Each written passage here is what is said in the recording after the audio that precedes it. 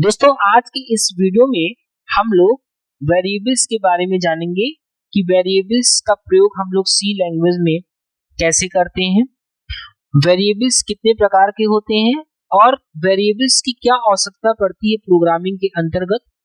इन सभी तथ्यों को आज के इस वीडियो में हम लोग समझेंगे। इसके पहले के वीडियो में हमने डाटा टाइप्स को समझा, इंट्रोडक्शन ऑफ सी के बारे में मैंने बताया और प्रोग्राम को कैसे लिखते हैं, कितने कुछ की पॉइंट्स को हमने समझा था। In the series of learning programming in C, in the previous video I have discussed introduction of C, okay, and data types in C, okay, what are different type of data types, कितने प्रकार के अलग अलग data types होते हैं, and how to declare data type, कैसे data type को हम लोग डिक्लेयर करते हैं, ओके, एवरीथिंग, सभी चीजों को समझा था। In this video I am going to talk about variables in C, variables in C language, right. These things we will be using when we will write a program: variables, constants, data types, functions, everything। हम लोग जब भी programme बनाते हैं तो उसमें हमें variables की आवश्यकता पड़ती है, variables, okay, data types,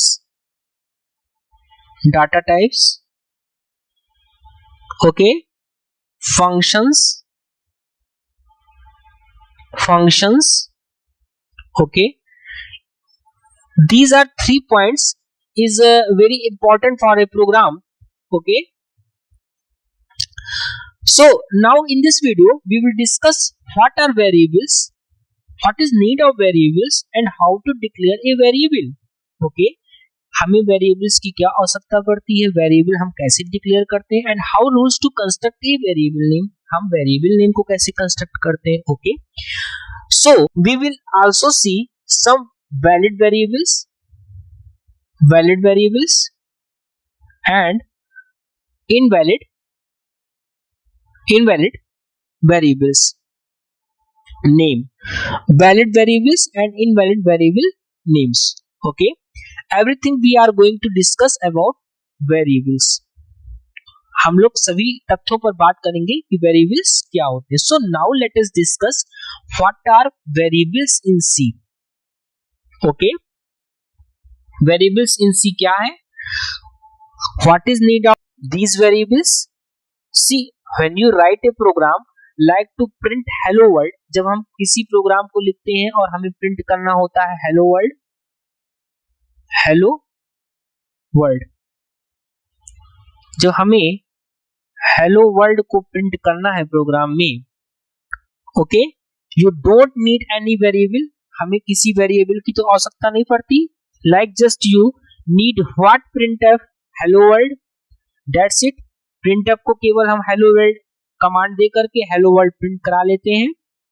but if you want to do some task, like if you want to do some processing, some computational task, if you want to do some computation, जब हम किसी गणितीय संकल्पना को प्रयोग में लाते हैं तो उस संदर्भ में हमें वेरिएबल्स की आवश्यकता पड़ती है, okay. Like suppose if you want to calculate, you want to find out maximum numbers among 3 numbers, हमें किसी 3 नंबरों में बड़े नंबर की ज्ञान कराना है कि इन तीनों नंबर में कौन सा नंबर बड़ा है, okay. You want to find out maximum number among 3 numbers.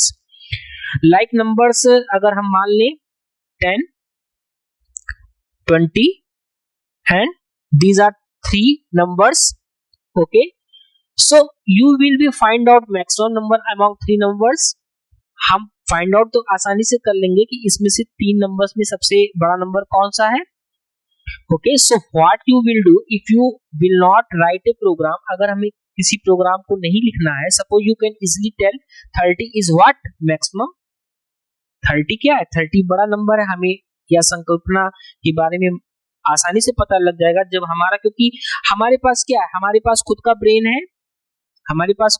है, लेकिन कंप्यूटर के पास खुद का ब्रेन नहीं, कंप्यूटर के पास केवल मेमोरी है, okay. But for this what you will do, you have to store these numbers into your memory। हमारे मेमोरी में यह नंबर आ गया, right.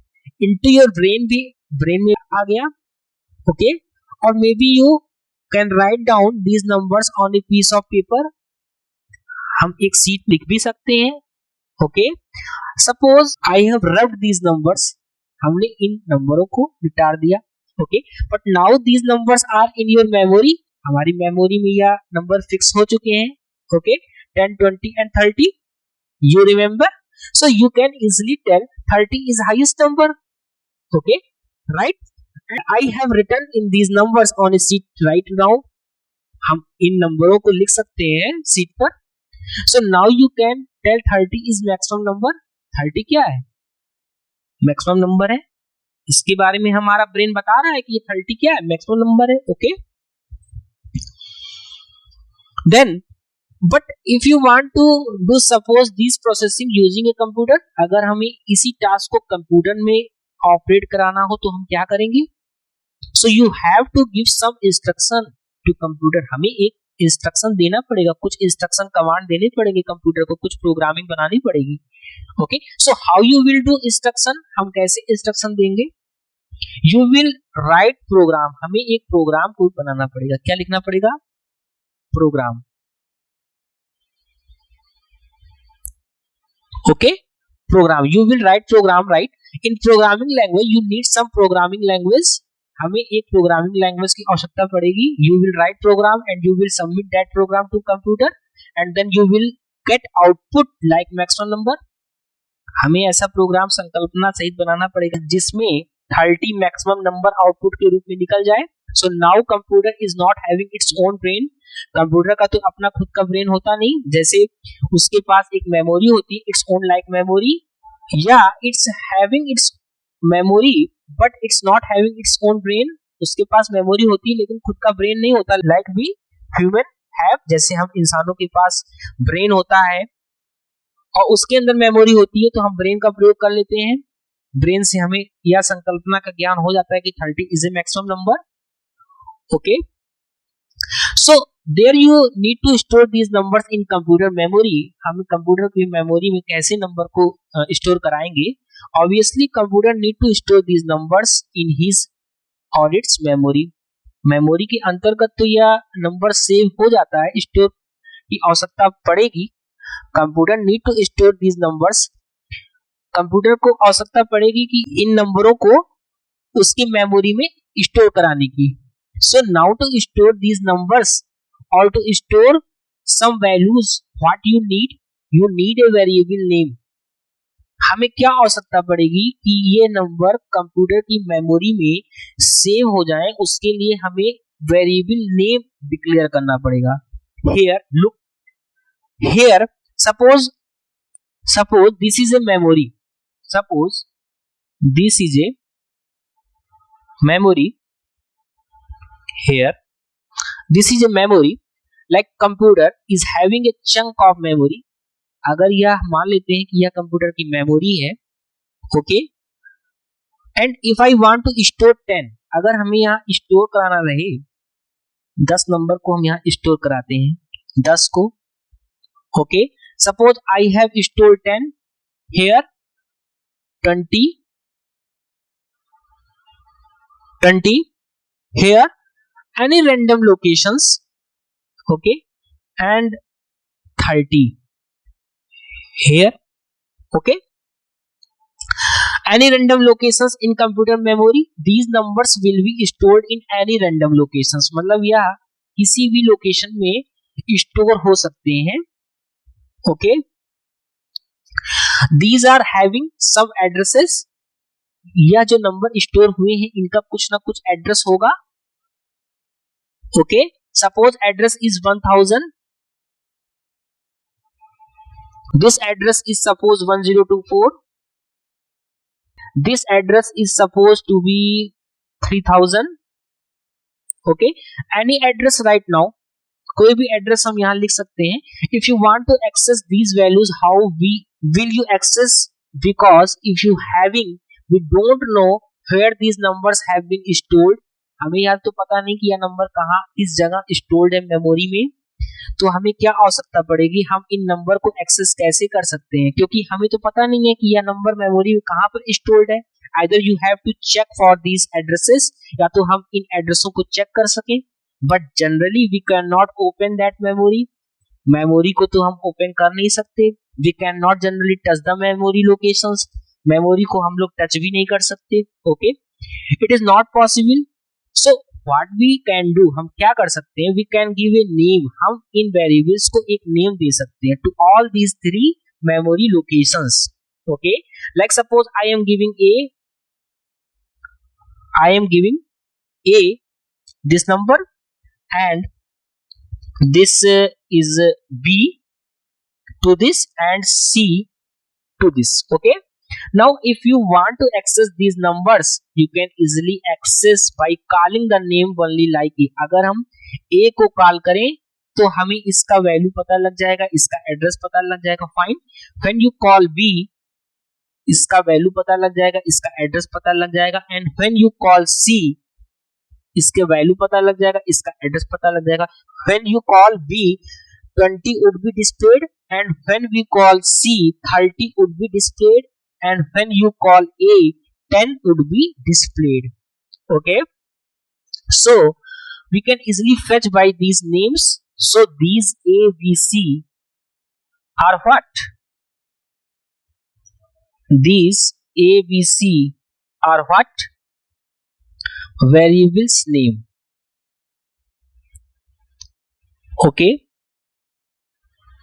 these are what? Variable names. Okay, these are variables.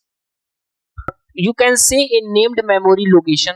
हम क्या कह सकते हैं कि यह नाम दिया हुआ मेमोरी लोकेशन है। It's nothing but A named memory location. Okay, this is a memory location and it is having a name a. This is variable a, this is variable a. Okay, it is a named memory location, or you can say a variable, you can say a variable is what? It's a name, it's a data name, it's a used to store what value of data here, and I am storing value 10. हमने 10 value यहाँ store किया हुआ है, किस address पे store किया हुआ है, तो यह कुल मिलाकर के एक नाम दिया हुआ मेमोरी लोकेशन है, या हम कह सकते हैं। और इसका डेटा का क्या नाम है, या हम कर सकते हैं। और हमने क्या वैल्यू इसमें स्टोर कराई हुई है उसके बारे में पता कर सकते हैं। I am storing value 10, right. The name is a, this is variable. Fine, let us discuss how many types of variables, how many types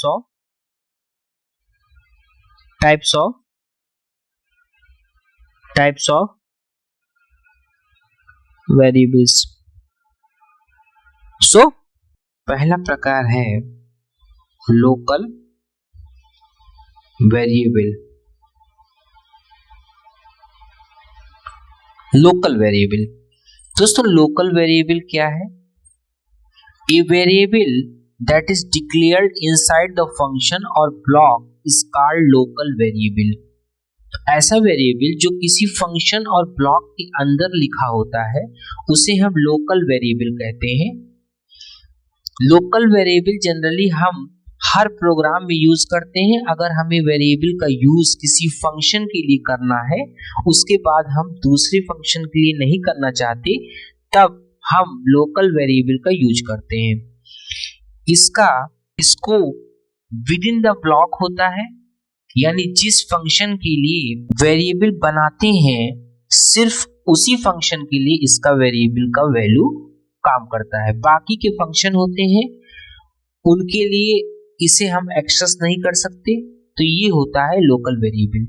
local variable एक याद रखने वाली बात क्या है, it must be declared at the start of function और block. इसे हम फंक्शन और ब्लॉक स्टार्ट होने से पहले डिक्लेयर करना पड़ता है। फंक्शन के अंदर मेन मेथड होगा, प्रोग्राम में मेन मेथड होगा प्रोग्राम में, और इसी मेन मेथड के अंदर हम एक यूजर डिफाइंड फंक्शन बनाएंगे वाइड फन नाम का। Okay, a variable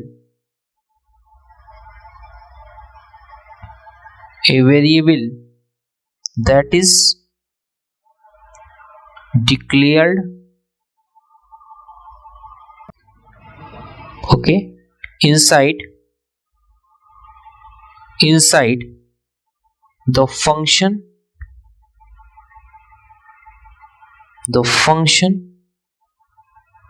or block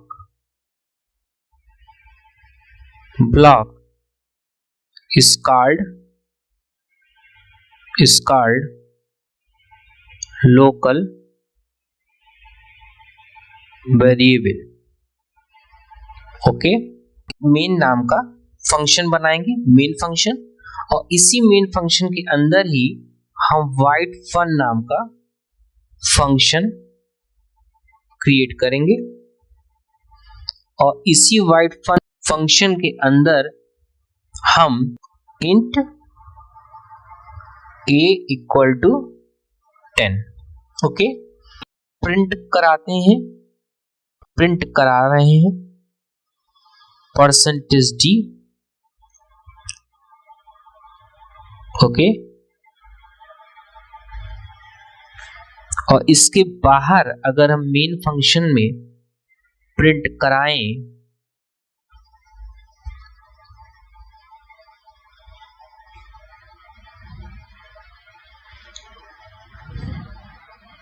ये वाइड फन फंक्शन के अंदर ही एक्सेस होगा। अगर हम फन को कॉल कराएंगे तभी यह प्रिंट करेगा, और यदि बाहर इस फन फंक्शन के बाहर हम a को प्रिंट कराएंगे तो यह एक्सेस नहीं होगा, यह यहाँ पर एरर शो करेगा, एरर आएगा। तो ऐसा वेरिएबल जो किसी फंक्शन और ब्लॉक के अंदर लिखा होता है उसे लोकल वेरिएबल कहते हैं। लोकल वेरिएबल जनरली हम हर प्रोग्राम में यूज करते हैं। अगर हमें वेरिएबल का यूज किसी फंक्शन के लिए करना है तो उसके बाद हम दूसरे फंक्शन के लिए नहीं करना है तो हम लोकल वेरिएबल का यूज करते हैं। इसका scope with in the block होता है, यानी जिस फंक्शन के लिए वेरिएबल बनाते हैं सिर्फ उसी फंक्शन के लिए इसका वेरिएबल का वैल्यू काम करता है। बाकी के फंक्शन होते हैं उनके लिए हम इसे एक्सेस नहीं कर सकते। ये होता है लोकल वेरिएबल। ग्लोबल वेरिएबल क्या होता है? ऐसा वेरिएबल जिसे हम डिक्लेयर करते हैं आउटसाइड द फंक्शन और ब्लॉक उसे हम ग्लोबल वेरिएबल कहते हैं। यानी मेन मेथड हम बनाने से पहले जब हम हेडर फाइल लिखते हैं प्री प्रोसेसर कमांड तभी हम वेरिएबल को डिक्लेयर कर देते हैं, तो उसे ग्लोबल वेरिएबल कहते हैं। ग्लोबल वेरिएबल याद रखने वाली बातें क्या है? ग्लोबल वेरिएबल को कोई भी फंक्शन एक्सेस कर सकता है, चाहे मेन मेथड में यूजर डिफाइंड फंक्शन हो या फिर मेन मेथड में ही हो, हम ग्लोबल वेरिएबल को कहीं से भी एक्सेस कर सकते हैं। ग्लोबल वेरिएबल की खासियत होती है यानी इसमें सिक्योरिटी नहीं होता। अपने फंक्शन बनाएंगे आप वहां ग्लोबल वेरिएबल को एक्सेस कर सकते हैं। ब्लॉक स्टार्ट होने से पहले हम इसे डिक्लेयर करना पड़ता है, तो इसका भी एक एग्जांपल आपको देता हूं। प्री प्रोसेसर कमांड के बाद मेन मेथड है। इस मेन मेथड के जस्ट ऊपर हम इसे इनिशियलाइज करेंगे। मैं लिख देता हूं int a equal to 10, okay. अगर मेन मेथड में वैल्यू प्रिंट करवाएंगे तो हमें वैल्यू 10 प्रिंट मिलेगा, फिर चाहे मेन मेथड में यूजर डिफाइंड फंक्शन ही क्यों ना बनाएं। वाइड फन हम फंक्शन बनाते हैं, इसमें प्रिंट कराते हैं इसी वैल्यू को,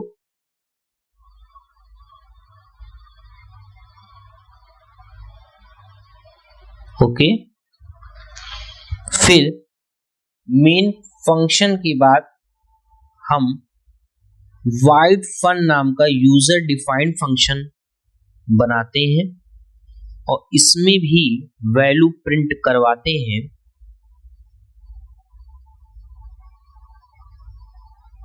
%d a। तो ये वैल्यू प्रिंट में मिलेगी, यानी हमें 2 टाइम्स वैल्यू प्रिंट करके मिलेगी 10, ओके। तो स्क्रीन में प्रिंट में मिलेगा, तो ये होता है ग्लोबल वेरिएबल। इसमें कोई सिक्योरिटी नहीं होता, कोई रिस्ट्रिक्शन नहीं होता, कोई भी फंक्शन इसे एक्सेस कर सकता है, ये ग्लोबली होता है। ओके, तो ऑटोमेटिक वेरिएबल हम उन वेरिएबल को बोलते हैं जिन्हें हम जनरली मेन मेथड में डिक्लेयर करते हैं। तो all variables are declared inside the block are automatic. इसका डिफिनेशन समझते हैं। All variables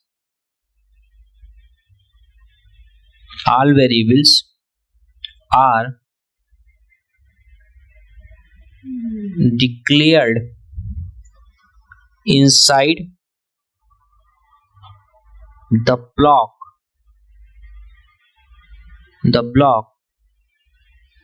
are automatic variable by default. Okay, we can explicitly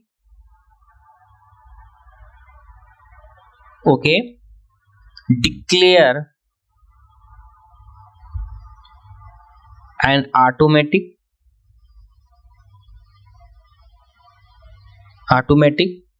variable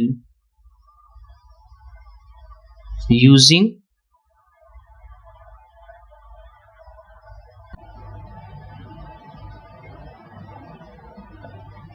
keyword.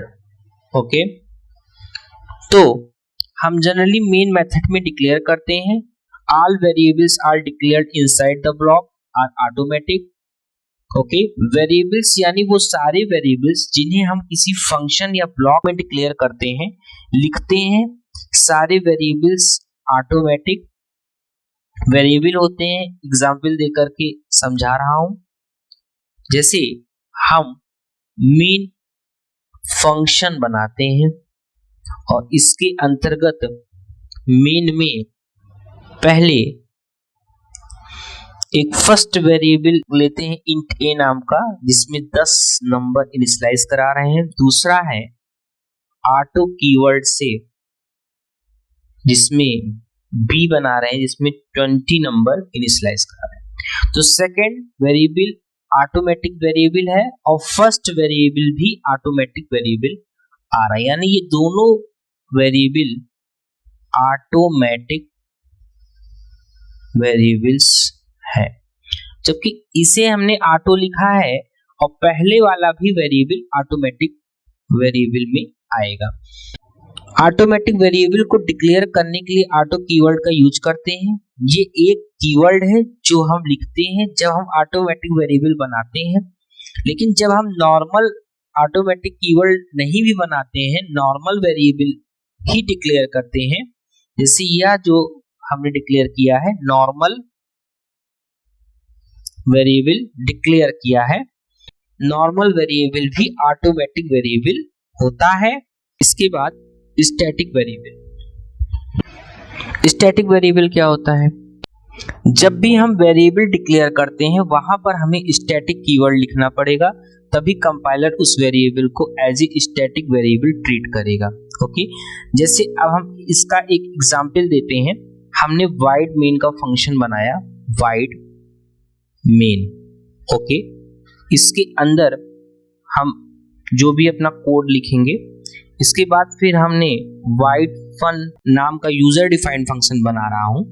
उसमें एक वेरिएबल इनिशियलाइज किया इंट ए नाम का और दूसरा वेरिएबल है स्टैटिक नाम का, दूसरा वेरिएबल बनाया 20। फिर हमने ए को इंक्रीमेंट करा दिया एक बार, बी को इंक्रीमेंट करा दिया और हमने वैल्यू प्रिंटफ के लिए दे दी, प्रिंट करा दिया वैल्यू।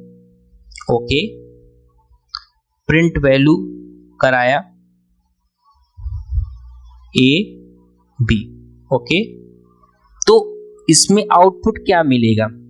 इसमें यहां पर स्टैटिक में क्या होगा, जब भी हम वेरिएबल डिक्लेयर करते हैं वहां पर हमें स्टैटिक कीवर्ड देना पड़ता है। ओके, तभी कंपाइलर उस वेरिएबल को as a static variable treat करेगा, ये अपना वैल्यू रिटेन करता है। रिटेन करने का मतलब क्या है, फिर चाहे हम फंक्शन को कितने ही टाइम कॉल क्यों ना करा रहे हो, अपना लास्ट वैल्यू को होल्ड करके रखता है। अगर हम फंक्शन को कॉल किए तो वैल्यू को इंक्रीमेंट कर देता है, और हम फंक्शन को फिर से कॉल करते हैं तो उसका स्कोप काम करता है, ये वैल्यू को इंक्रीज करके बार बार देता है। मतलब कि जो हमने यूजर डिफाइंड फंक्शन बनाया है, इस प्रोग्राम में क्या होगा, जब हम पहली बार फंक्शन को कॉल कराएंगे, जब पहली बार फंक्शन यहाँ मेन फंक्शन में हम यूजर डिफाइंड फंक्शन को हम कॉल कराएंगे, नॉर्मल वेरिएबल है, जो लोकल वेरिएबल है 10 है, और 10 के बाद इंक्रीमेंट होकर के 11 हो जाएगा, और जो स्टैटिक वेरिएबल 20 दिया गया है वो इंक्रीमेंट होकर के पहली बार 21 हो जाएगा। लोकल वेरिएबल ब्लॉक के अंदर ही चलता है, ब्लॉक के बाहर वह नहीं चलता, लेकिन स्टैटिक वेरिएबल के केस में वह रिटेन करता है वैल्यू बाहर भी। यानी कि यहाँ से जो हमें ये 21 वैल्यू मिली है, जब हम फिर से फंक्शन को कॉल कराएंगे, तो ये 21 वैल्यू बाहर इनिशियलाइज हो जाएगी, और फिर 21 के बाद एक इंक्रीमेंट करके हमें 22 प्रिंट करेगा। यानी स्टैटिक वेरिएबल क्या होता है कि जब भी हम फंक्शन को कॉल कराएंगे तो वह इंक्रीमेंट करके ही वैल्यू को हमें देगा। इसके बाद दोस्तों लास्ट वेरिएबल का टाइप है एक्सटर्नल वेरिएबल। लास्ट वेरिएबल का टाइप दोस्तों एक्सटर्नल वेरिएबल। एक्सटर्नल वेरिएबल दोस्तों, एक्सटर्नल वेरिएबल क्या होता है, जिसे हम एक्सटर्न कीवर्ड से शो करते हैं प्रोग्राम में। We can share a variable, we can share a variable, we can share a variable in multiple source file by using an external variable। Okay, external variable को declare करते हैं extern keyword से। Extern keyword से इसे declare किया जाता है। Okay, जैसे स्टैटिक के लिए कीवर्ड होता है, ठीक ऑटोमेटिक के लिए ऑटो कीवर्ड होता है, ठीक है, ठीक वैसे ही एक्सटर्नल के लिए एक्सटर्न कीवर्ड होता है। ठीक, इसका यूज हम तब करते हैं, हम एक एग्जांपल से समझते हैं। मेन फंक्शन है, ठीक, ओके, यहां हमने एक वेरिएबल इनिशियलाइज किया a equal to 10। Okay, user defined function बना रहा हूं वाइड फन, ठीक है, ओके, इसके बाद वाइड सम,